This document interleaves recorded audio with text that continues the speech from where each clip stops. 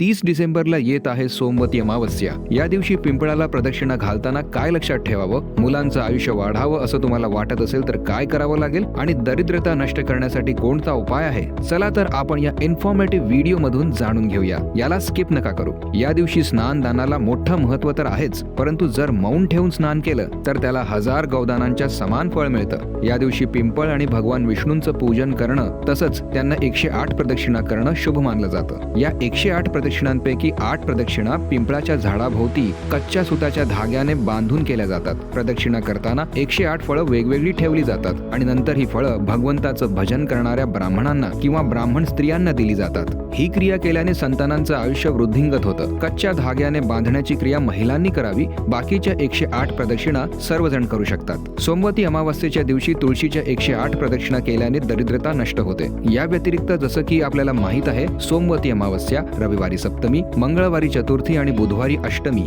या 4 तिथी सूर्यग्रहणा समान मानल्या जातात। या तिथींमध्ये केलेलं स्नान, दान, जप आणि श्राद्ध अक्षय होतं। या तिथीचा पुण्यकाळ 30 डिसेंबर सूर्योदयापासून 31 डिसेंबर पहाटे 3:56 पर्यंत राहील। तर 30 तारीख सोमवारच्या दिवशी सगळ्यांनी याचा अवश्य लाभ घ्या।